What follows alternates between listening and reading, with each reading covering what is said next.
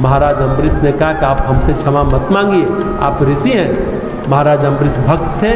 भगवान के कृपा पात्र जितने भक्त होते हैं वो बड़े सौम्य शांत होते हैं। वो स्वाभाविक रूप से षड संपत्ति के धनी और षड ऋतु पर विजय पाने वाले होते हैं। उन्होंने ऋषि दुर्वासा का स्वागत किया, उनके पैर धोए, आप तो महाराज भोजन करिए, और नारायण से वो प्रार्थना किए कि हे प्रभु अपना सुदर्शन वापस ले लीजिए और ऋषि दुर्वासा पर कृपा करिए। जैसे ही भक्त अम्बरीश ने दुर्वासा ऋषि को क्षमा किया, सुदर्शन वापस चला गया।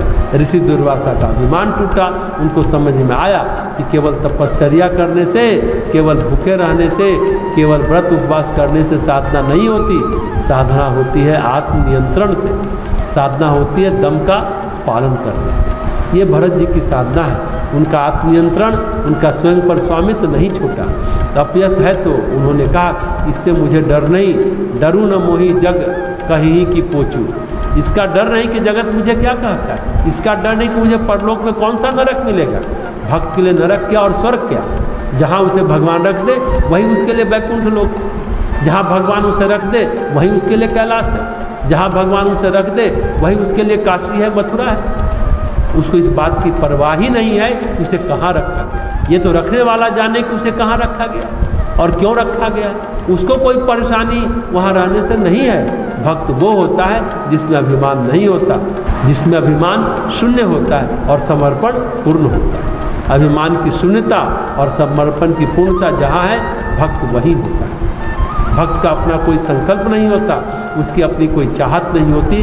भक्त तो वह होता है जिसमें बस ईश्वर इच्छा ही पूर्ण हो, उसका बस यही भाव होता है। उसको कोई पीड़ा नहीं, कोई परेशानी नहीं। आत्मनियंत्रण, विपदा के क्षणों में आत्मनियंत्रण, विपत्ति के क्षणों में आत्मनियंत्रण, विपरीतताओं के क्षणों में आत्मनियंत्रण भरत जी के लिए सबसे कठिन, सबसे पीड़ादायक घड़ी यही थी परीक्षा की। परीक्षाएं हमेशा बहुत पीड़ा देती हैं। किसी के लिए परीक्षाएं सुखद और शुभ नहीं होती हैं, हमेशा अपने साथ अनेक उपद्रव लेकर आती हैं। लेकिन ये परीक्षाएं उसे निर्दोष बनाती हैं, उसे निष्कलुष बनाती हैं, उसे कामना विहीन बनाती हैं, उसकी कालिक हर लेती हैं। ये परीक्षाएं ना हो तो दोष कैसे टूटेंगे। भरत के जीवन में भी ये परीक्षाएं हुई। भरत राम भक्त हैं। भगवान परीक्षाओं के द्वारा अपने भक्त को निखारते हैं। अगर परीक्षा ना हो तो कैसे पता चलेगा कि तुमने कितना श्रम किया, अपने विषय पर कितनी पारंगत हासिल की, कैसे पता चलेगा। और पता भी चल जाए चलो, लेकिन सबकी नज़रों के सामने कब आएगा, जब कोई विद्यार्थी अपने श्रम से, अपने परिश्रम से, अपने विवेक से, अपने स्मरण से, अपनी प्रतिभा से जब उच्च अंक लाता है, परीक्षा में जब श्रेष्ठतम ढंग से उत्तीर्ण होता है, तो सबको पता चलता है। पूरे विश्वविद्यालय को पता चलता है, उसे घर परिवार को पता चलता है, पूरे लोक में विख्यात हो जाता है कि अमुक बड़ा प्रतिभाशाली विद्यार्थी है। प्रतिभा तो उससे पहले भी थी, लेकिन सबको दिखाई दे कब, परीक्षा के बाद। साधना जीवन में ऐसे ही होता है। साधना काल में जो परीक्षाएं होती हैं वो साधक को कसती है, कसौटी पर कसती है, पीड़ाओं में घेरती है, परेशानियों में घेरती है, विपरीतताओं में घेरती है। फिर उनके घेरे के बाद जब साधक निकलता है तो उसका यश लोक विख्यात होता है।